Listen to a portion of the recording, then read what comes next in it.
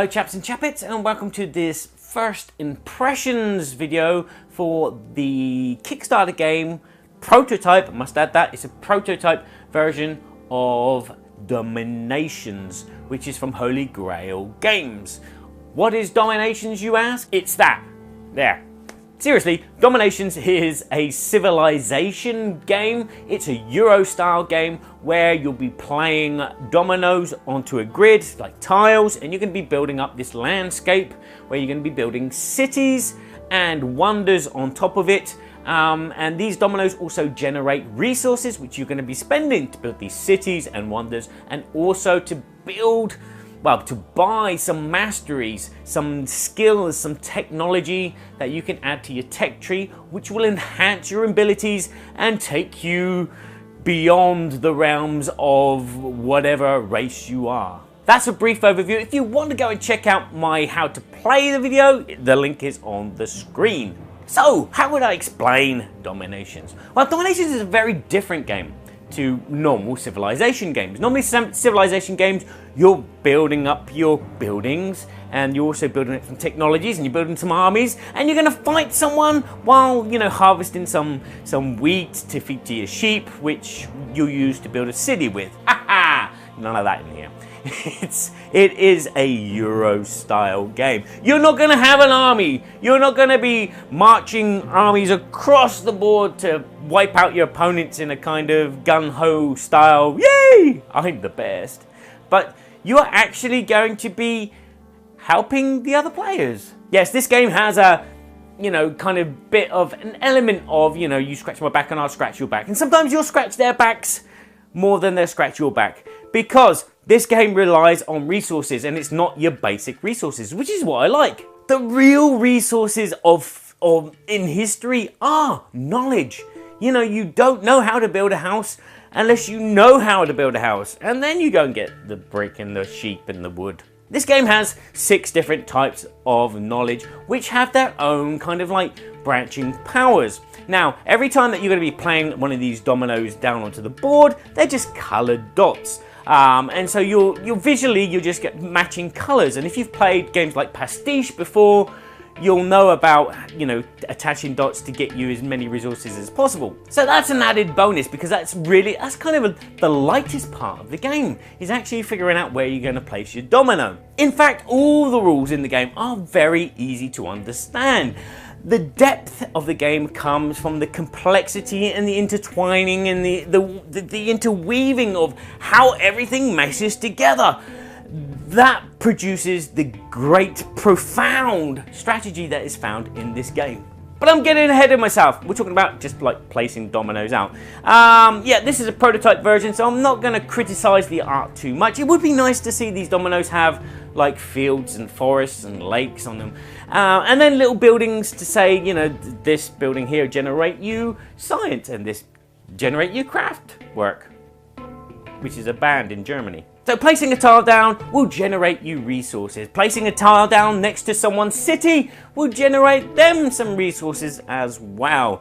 And that's where the fun comes. That's when the deep strategy comes from, is after you've played the tile, it's what you're gonna do with the resources. Now, you only have technically 2 actions afterwards, 2 phases after. You have your construction phase and you have your mastery phase. In the construction phase, you're going to be left thinking, well, do I need to build a city? Because a city is very useful. It gives you some influence points, which are useful because they give you victory points. And again, the influence points at the end of the age are a bonus. If you have the most, you get to like absorb a technology. But also, a city will unlock those borderline boundaries which prevent you from getting more than 5 of any resource. So for each city that you build on a different knowledge, will unlock that and you'll be able to get 5 extra, which will allow you to buy bigger and better mastery cards, as well as some of the wonders, because some of the wonders will require more resources than the other things in the game. Yeah, so while cities are doing all this, the wonders are giving you points and they're giving you cards that you can add to your tech tree. And that's important because you're trying to complete these circles, these colored circles, the same color. And the more that you make, the more points you're going to get at the end of the game for the amount of cards that you have. And so it's like you're in this, do I build a city or do I start helping build a wonder kind of dilemma? And it's like, you're torn between the two. But then again, you might not be torn because you might not have enough resources to buy that technology that you want. Yes, the third phase is the mastery phase. You get to buy a mastery card or augment a mastery card and make it more powerful. Now these mastery cards are wonderful. This is the core of the game, because you're building this tech tree and you are going to have to be observant of what your other players are doing. Now I've only played 2-player games, he said, spitting at the camera and missing it just a bit. But in a 2-player game, I'm just watching one other player, and when they generate X amount of this resource, maybe I can get one as well. And that is where the game's interaction comes from. It's basically, you know, your interaction is not going to be punch, punch. It's going to be like, oh, well, you're doing that. Oh, I'll get one of those as well. You know, it's like, you know, I'm making a coffee. Oh, make me a coffee as well, please. Cappuccino. Now, the tech tree starts off pretty basic. All the level 1 cards are the same. It just, like, help you generate an extra resource, which is fun.